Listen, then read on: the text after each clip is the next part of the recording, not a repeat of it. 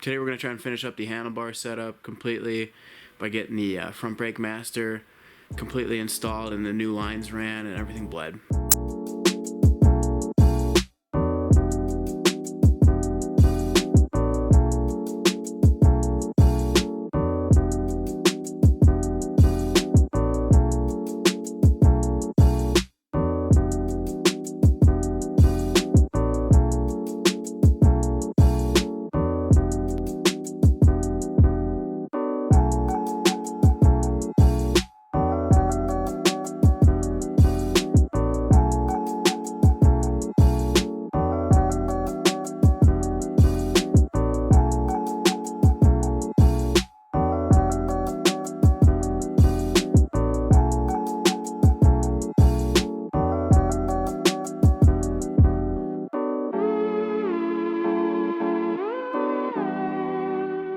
I think we'll do grips, clutch mounted, housing mounted grip, and then kind of set up the Brembo and see what the brake line situation is. Right now the stock lines look like they might be a little bit on the short side, but we'll see. I'll undo this bolt here and see what extra extension I can get. I feel like it's going to be a little bit longer, and I might have to do a +4 or something to accommodate for the risers, but we're getting there.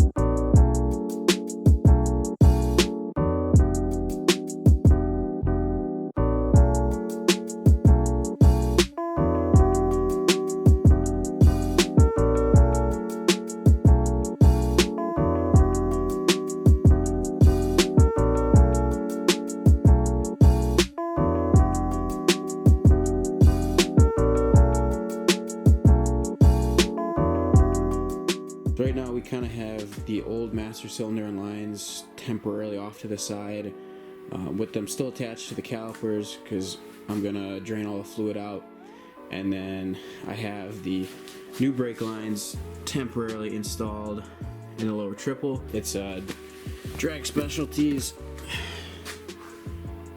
brake line kit plus 4 inches to correspond with the 4-inch rise that we have. As you can see, throttle cables are good, control cables are good on each side, clutch cable is good, speedometer is good. You have to loosen, if you want a little more slack in the speedometer cable, I undid the tank bolt here and then ran it through here instead of down there and behind here, so now I have a little bit of slack in the speedometer.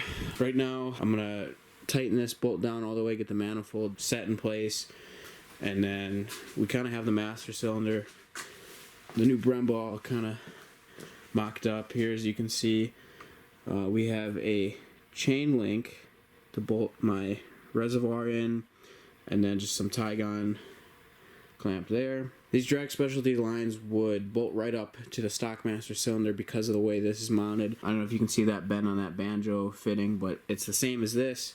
However, I took this fitting and rotated it with the Spiegler brake line banjo bolt tool. I don't know if these Drag Specialty lines are made to do that. I'm going to find out how well that works after I try and bleed this system. You clamp down right here with the tool in a vise, and then you put the stick that it comes with through the banjo and you twist, and it does kind of tear up this here, so I'm going to rewrap that with something. Now when you go to mount this, it'll mount flush to the bottom of the Brembo. Otherwise, you know, with the fitting rotated 180 degrees the way it comes, it wouldn't mount flush to this master cylinder.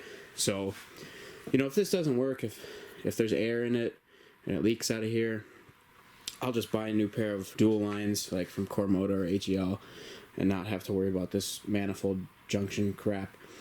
But if this holds up, then you know we're in good shape here. So I'm gonna end up draining this master cylinder right now, take these lines off, bolt the new lines to the calipers, and then I'll bleed this guy. You can watch the F4i video where I talk about the tips with this, where bleed from the far caliper, close caliper, and then come up here to the master cylinder and pop all that air out of there. And then you can finish up calipers master. I'll just pull fluid down here to kind of fill up the lines a little bit. And then you pop this sucker open to get all that air out from here. Tap the lines, tap the master, tap the caliper, get some bubbles free. And then, you know, do calipers master, finish up. That's all you need to know for placing the master cylinder on the Harley with the Brembo.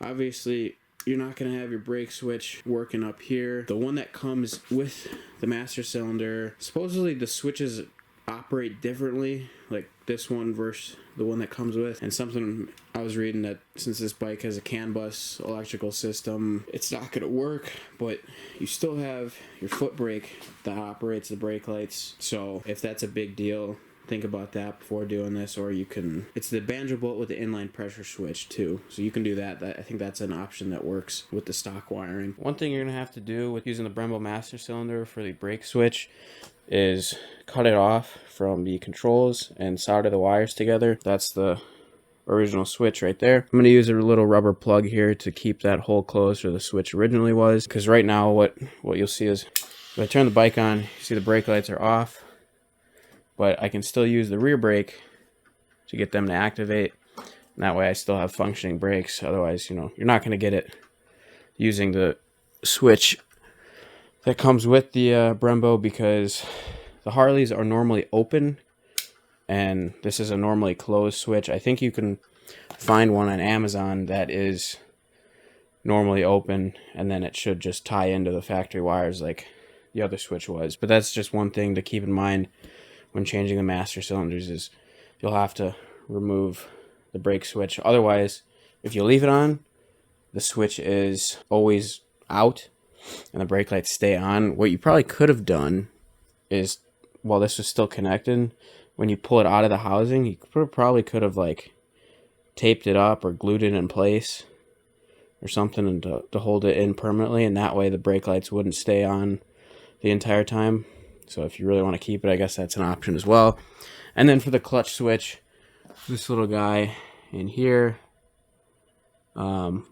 nothing I'm going to do with this necessarily right now. It just means I have to start it in neutral every time, which isn't a big deal. It's kind of annoying, but it is what it is. That's so much of a issue. It's more on like the F4i when the idle's up. Being able to start it in gear is nice, because you don't have to continuously crank it down, start it in neutral, and then crank it back up, because we know it's bad to slam it into first gear when the idle's at like 4K. But just a quick little electrical thing that you have to keep in mind on these Harleys. This is the Spiegler brake line toolkit. So basically you stick the line through this hole here, and then you use channel locks or a vise, and it'll clamp down.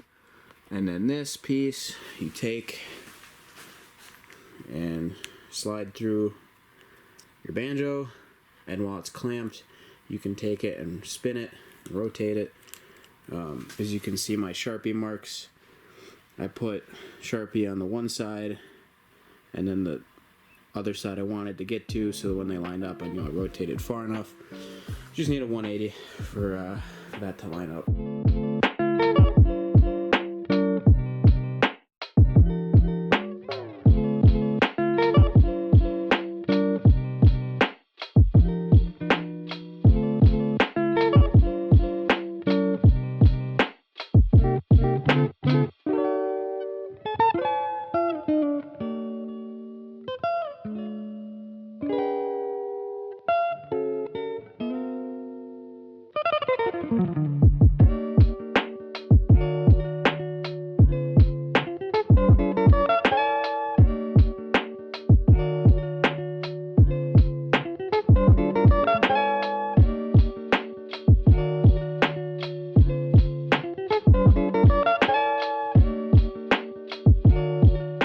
So this is the final bar setup right now.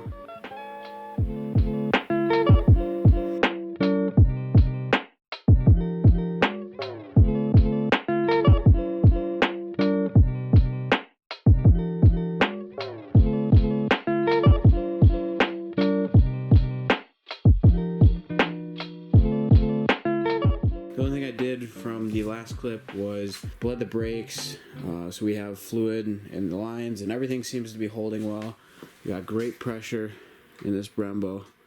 just like on the F4i. This guy's great. Obviously the hockey tape on the lever for extra grip, and you can see how I've routed my Tygon hose there, and then with the chain link right there. And then obviously on the grips we run the safety wire just so these guys don't spin when I'm yanking on them. I do 3, 1 tucked in here, and then 2 and 3.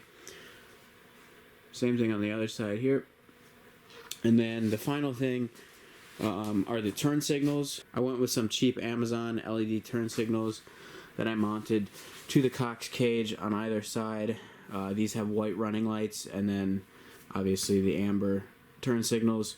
But all I did was I chopped off the stock wiring here and then shortened this wire off the lights a little bit, soldered them together, and just a couple zip ties to hold all the wiring in place.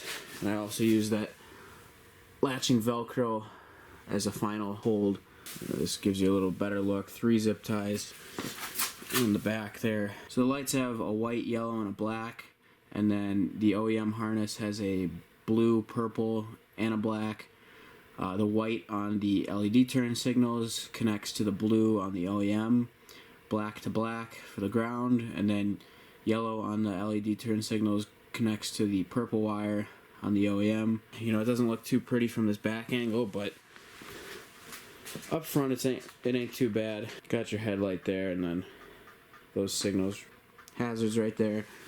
And you will notice you do get the hyper flash on the indicator, but what I was reading is if you run the hazards like 12 cycles, like 10 flashes a time, the BCM learns that you got LEDs up front and that'll self-correct itself. So if that bothers you, just do that. It's not a big deal there. Yeah, that's the pretty much gonna wrap up the build here. I only have a couple more basic like maintenance things to do, but kind of that's it. This was one of the quicker builds compared to the F4i, at least.